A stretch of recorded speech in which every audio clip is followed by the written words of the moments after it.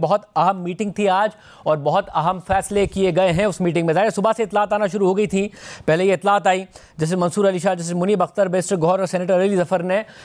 जो प्रोसीडिंग्स हैं वो उनको छोड़कर चले गए हैं। फिर अली ज़फ़र साहब बाहर आए और उन्होंने वजूहात भी बताई कि जो 26वें आईनी तरमीम का मामला था उस पर फैसला हो जाता, इस बात पर इख्तिलाफ था और इसलिए प्रोसीडिंग्स को छोड़ा गया। मगर फिर खबर ये भी आई कि justice Yahya Afridi, chief justice Yahya Afridi और जस्टिस मंसूर अली शाह साहब के दरमियान बहुत तल्ख जुमलों का तबादला भी हुआ। क्या मामला रहा? नहीं, देखिए, तल्ख जुमलों का इस तरह से कोई वो नहीं हुआ, तबादला हुआ। मंसूर अली शाह साहब का कहना यह था कि उन्होंने खत लिखा है और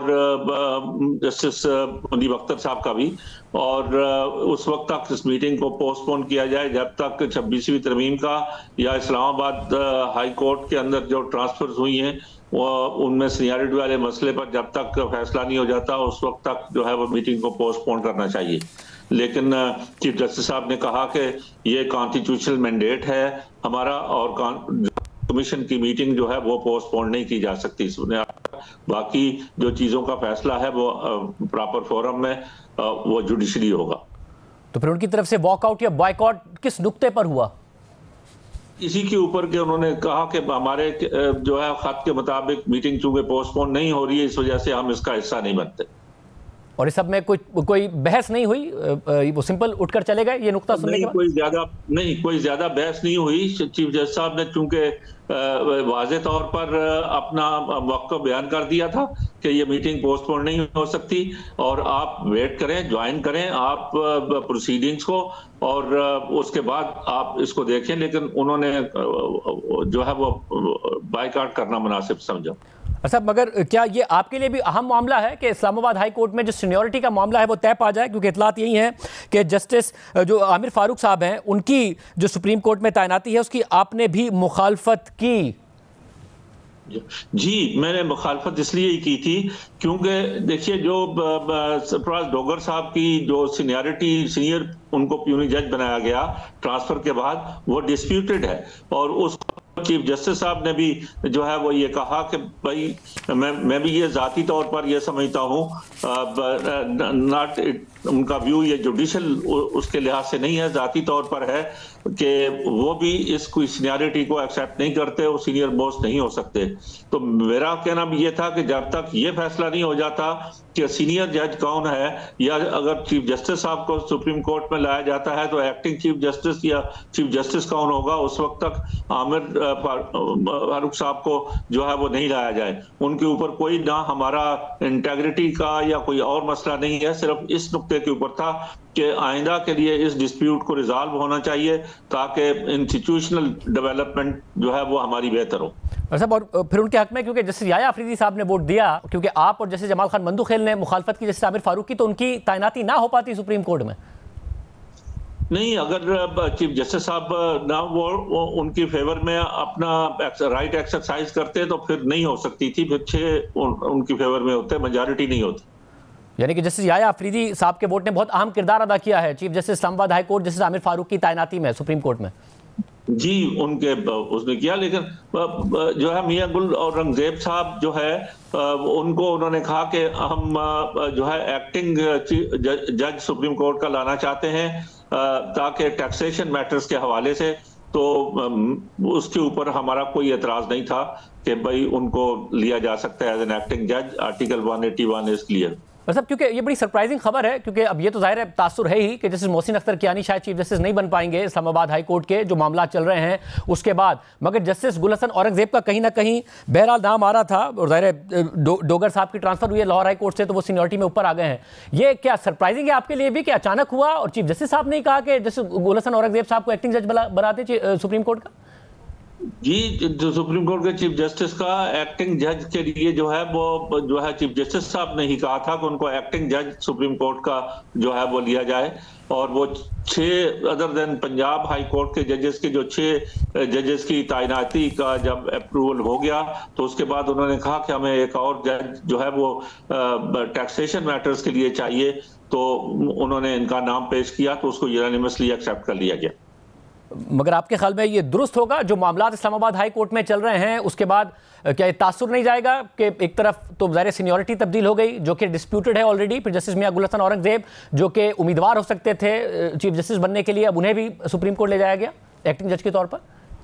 मैं समझता हूं कि मेरा तो व्यू यही था कि भाई ये मसले को जो है वो पहले रिजॉल्व कर लिया जाए, और अगर आमिर फारूक साहब को बाद में चीफ जस्टिस वो हैं और सुप्रीम कोर्ट आने के अहल हैं वो आ सकते हैं, लेकिन उससे पहले ये इश्यूज जो है रिजॉल्व कर लेने चाहिए तो ज्यादा बेहतर है इंस्टीट्यूशनली मेरे ख्याल में। अच्छा, और सुप्रीम कोर्ट में 8 तैनातियां होनी थी मगर 6 हुई, लाहौर हाई कोर्ट से कोई तैनाती नहीं हो सकी, इसकी क्या वजह है? जी, लाहौर हाई कोर्ट से तैनाती जो है वो इस वजह से जो है वो भी नहीं हो सकी कि जब ये 6 जजेस की कंसिडरेशन हो गई और लाहौर की कंसिडरेशन के हवाले से जो 2 जजेस थे उसके बारे में कुछ रिजर्वेशन थी, क्योंकि पहले उनका नाम सुप्रीम कोर्ट में एलिवेशन के लिए और हाई कोर्ट के चीफ जस्टिस के हवाले से भी आया था, तो उस पर कुछ रिजर्वेशन थी और इस वजह से फिर ये फैसला किया गया कि पंजाब लाहौर हाई कोर्ट के जजेस की तैनाती बाद में कंसिडर की जाए। मगर क्या ये सच है कि जस्टिस आलिया नीलम के बजाय हुकूमत चाहती थी कि जस्टिस शुजात अली खान और जस्टिस अली बाकर नजफी का नाम उनको तैनात किया जाए, जिस पर चीफ जस्टिस याया अफरीदी साहब समेत लोग राजी नहीं थे, वो माजी में भी अपना ओपिनियन दे चुके हैं? देखिए, हुकूमत का मैं नहीं कह सकता कि हुकूमत का मसला नहीं है, ये जुडिशल कमीशन के अंदर अराकीन का मसला है, और कुछ अराकीन का ख्याल ये था कि ये उनके बारे में कोई ऐसी चीज ऑन रिकॉर्ड या सबूत नहीं है कि उनके ऊपर जो बातें की जाती हैं, और इस वजह से उस पिछले मिनट्स को जो मीटिंग के हैं उनको कंसिडर नहीं करना चाहिए, बल्कि इसी तरह ऐसे ही उनको जो है वो बाकी जजेस के साथ कंसिडर करके देखना चाहिए। साहब, जब आपने इस बात की हिमायत की कि ये जो इस्लामाबाद हाई कोर्ट में जब तक सीनियरिटी का मसला नहीं होता हल, जब उस वक्त तक इस्लामाबाद हाई कोर्ट से तैनाती ना की जाए, तो आप इस बात के हामी क्यों नहीं है कि जब तक 26वीं आईनी तरमीम का फैसला नहीं हो जाता, जिसके हवाले से 4 जजेस ने खत भी लिखा था, क्योंकि जजेस की तादाद बढ़ जाती है और फुल कोर्ट का मुतालबा किया जा रहा है, यही जजेस फुल कोर्ट में होंगे तो बेनिफिशरी ख्याल किए जाएंगे, नहीं होंगे तो फुल कोर्ट नहीं होगा, तो अहम मामला तो अटका हुआ है बहरहाल।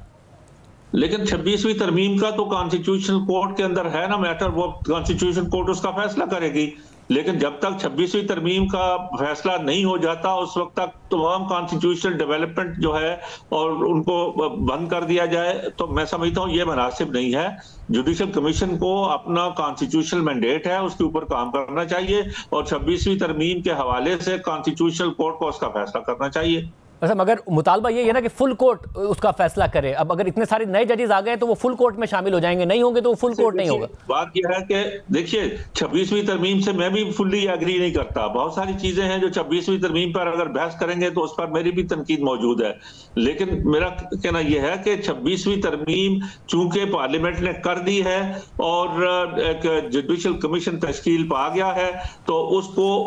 उस कॉन्स्टिट्यूशनल मैंडेट के तहत उसको काम करना चाहिए, और 26वीं तरमीम का जो फैसला है वो फुल कोर्ट अगर है तो फिर कॉन्स्टिट्यूशन बन की जरूरत ही नहीं थी। वैसे अगर आप मुझसे पूछेंगे, मैं कॉन्स्टिट्यूशनल बेंचेस के बजाय मैं कॉन्स्टिट्यूशन कोर्ट का पाकिस्तान बार काउंसिल के नुमाइंदे की हैसियत से बात करता हूँ कि जो पाकिस्तान बार काउंसिल का मुतालबा था वो कॉन्स्टिट्यूशनल कोर्ट का था। अब पार्लियामेंट ने ये कॉन्स्टिट्यूशन बेंचेस बना दी हैं, तो इसका फैसला जो है 26वीं तरमीम का जो है वो कॉन्स्टिट्यूशनल कोर्ट करेगी। जो अमेंडमेंट हुई है, जब तक अमेंडमेंट है पार्लियामेंट या पार्लियामेंट अनडू कर सकती है या कॉन्स्टिट्यूशनल बेंच जो है अनडू कर सकती है। वैसे मगर बहरहाल वकला आज एहतजाज कर रहे थे, मगर पाकिस्तान बार काउंसिल ने और सुप्रीम कोर्ट बार एसोसिएशन ने एक एलामिया जारी किया जिसमें कहा कि जो एहतजाज है ये जो इलेक्टेड रिप्रेजेंटेटिव्स हैं वो रूल ऑफ लॉ के लिए, इंडिपेंडेंस ऑफ जुडिशरी के लिए, सुप्रीमेसी ऑफ इंस्टीट्यूशंस के लिए और एडहेरेंस टू द कॉन्स्टिट्यूशन के साथ खड़े हैं। जहां तक आपकी ये बात है कि कॉन्स्टिट्यूशन के मुताबिक हो रहा है, अगर ये मान भी लिया जाए तो ये rule of law, independence of judiciary और सुप्रीमेसी ऑफ इंस्टीट्यूशन के लिए कैसे हो रहा है? जिस तरीके से कोर्ट पैकिंग हो रही है, जिस तरीके से जजेस ट्रांसफर हो रहे हैं, पाकिस्तान बार काउंसिल और सुप्रीम कोर्ट बार एसोसिएशन वकला के साथ खड़े होने के बजाय उनके एहतजाज को क्यों मुस्तरद कर रहे हैं? नहीं, पाकिस्तान बार काउंसिल के अरकान का जो है वो अपना पॉइंट ऑफ व्यू है, और सुप्रीम कोर्ट बार एसोसिएशन का 26वीं तरमीम के हवाले से, और बहुत सारी चीजें जो हैं वो पॉलिटिकली मुख्तलिफ लोग मुख्तलिफ तरह से सोचते हैं, वो उनको अपने सोचने का इख्तियार है। मुझसे जाती तौर पर पूछते हैं तो मैं ये समझता हूँ कि भाई 26वीं तरमीम के हवाले से जो तरमीम जब तक है उस वक्त तक जो कॉन्स्टिट्यूशनल कोर्ट है उसको इसका फैसला करना चाहिए। और साहब अगर जजेस अगर वकला एहतजाज कर रहे हैं तो उनके एहतजाज को मुस्तरद करना और कहना ये ठीक नहीं है, और उसमें ये भी कहना कि रूल ऑफ लॉ और इंडिपेंडेंस ऑफ जुडिशरी और सुप्रीमेसी ऑफ इंस्टीट्यूशन के लिए ये बार्स खड़े हैं। और साहब ये रूल ऑफ लॉ के लिए हो रहा है आपके ख्याल में, या आपको लग रहा है इंडिपेंडेंट अदलिया आज़ाद हो रही है सबसे जो कुछ हो रहा है? नहीं शाहजेब साहब, ये देखिए कि जो वकला का एक सेक्शन एहतजाज कर रहा है, जो एहतजाज कर रहा है उनका अपना राइट है एहतजाज करने का, उनका जो पॉइंट हुआ है उसके ऊपर, और जो लोग जो बयान आपने बताया है पाकिस्तान बार काउंसिल का और बार एसोसिएशन का, उनका एक अपना पॉइंट ऑफ व्यू है। इस पर लोगों के अपने अपने कॉन्स्टिट्यूशनल, लीगल और पॉलिटिकल व्यूज है, वो उनको अपने इख्तलाफात का दोनों तरफ से राइट हासिल। मतलब उस तरफ से अगर राय आती है, जब हामिद खान साहब से दीगर लोगों से गुफ्तगू करें कि आपका जो सेक्शन है, जो वकला का सेक्शन है पाकिस्तान बार काउंसिल में, सुप्रीम कोर्ट बार में, वो हुकूमत के साथ खड़ा हो गया है, जो इसलिए इस वक्त अदलिया पर हमला हो रहा है उसके हक में। नहीं, ये इस तरह से नहीं है। हुकूमत के साथ खड़े होने की बात जो है वो नहीं है। अगर आप मुझे आप ये कहते हैं तो मैंने तो आपको बताया कि मेरा पॉइंट ऑफ व्यू तो पर्सनली जो है वो 26 अमेंडमेंट के खिलाफ है, और 26 अमेंडमेंट की कुछ चीजें कॉन्स्टिट्यूशनल अमेंडमेंट के अंदर हमारी अपनी, देखिए जो हमने शाहजेब साहब जो हमने रूल्स फ्रेम किए थे, और जो रूल्स मंसूर अली शाह साहब की सदारत में जो है ड्राफ्ट रूल हुए थे 26वीं तरमीम से पहले, उसमें भी ये कहा गया था कि सेक्रेटेरिएट कायम होना चाहिए और मॉनिटरिंग मुस्तकिल हाई कोर्ट के जजेस की होनी चाहिए। वो आप कॉन्स्टिट्यूशनल जो है वो इस 26 अमेंडमेंट के अंदर कॉन्स्टिट्यूशन के अंदर दे दिया गया है। तो कुछ पॉइंट्स ऐसे हैं कि जो बार काउंसिल के मुतालबात या उससे पहले वाले के मुताबिक हैं, कुछ जो है बहुत सारे इश्यूज हैं जिसके ऊपर हमारा इख्तलाफ है उसके ऊपर। तो असल में मेरा जाती व्यू ये है कि दो एक्सट्रीम व्यू जो है वो बन गए। एक तरफ से अपोजिशन का जो आप पीटीआई का व्यू कह रहे हैं, दूसरी तरफ से गवर्नमेंट का। हमें इंडिपेंडेंटली सोचना चाहिए कि इंडिपेंडेंटली एज एन इंस्टीट्यूशन हम किस तरह से सोचते हैं कि कॉन्स्टिट्यूशन जो इश्यूज हैं उनको कॉन्स्टिट्यूशनली देखना चाहिए, और जुडिशियल इंडिपेंडेंस के हवाले से देखना चाहिए, और जुडिशियल सुपरमेसी के हवाले से देखना चाहिए। बट मगर मुझे ये बताएगा कि आज क्योंकि दर आपने इस बात की मुखालफत की कि जब तक इस्लामाबाद हाई कोर्ट में सीनियरिटी का मसला नहीं हल होता तब तक ये तैनाती ना हो जस्टिस आमिर फारूक की। अब वहाँ जो हो रहा है, ज़रा पिछले हफ्ते भी जो मुख्तलिफ ओहदे थे, इंतजामी मामला थे, वो वापस लिए गए मुख्तलिफ जजेस से। आज भी ये हुआ कि जस्टिस बाबर सत्तार, जस्टिस सरदार इजाज इसहाक से कानूनी उमूर की जिम्मेदारी वापस लेकर एडिशनल जज जस्टिस राजा इनाम अमीन मिनहास को दे दी गई। इसके अलावा हमें नजर आया कि जो उन्होंने रिप्रेजेंटेशन भेजी थी वो भी जस्टिस आमिर फारूक ने मुस्तरद कर दी। जो कुछ इस्लामाबाद हाई कोर्ट में हो रहा है उसके बारे में आपकी क्या राय है? मैं समझता हूं ये मुनासिब नहीं है, ये और इंस्टीट्यूशनल क्राइसिस पैदा करेगा। इसी वजह से मेरी राय ये थी कमीशन के अंदर भी कि जब तक जो है वो इन चीजों का फैसला होना चाहिए कॉन्स्टिट्यूशनल इस ये ट्रांसफर्स के हवाले से सीनियरिटी वाले इशू पर खासकर इसका जो है वो डिसीजन होना चाहिए, ताकि जो है वो कॉन्स्टिट्यूशनल प्रोसेस हमारा प्रॉपरली हो।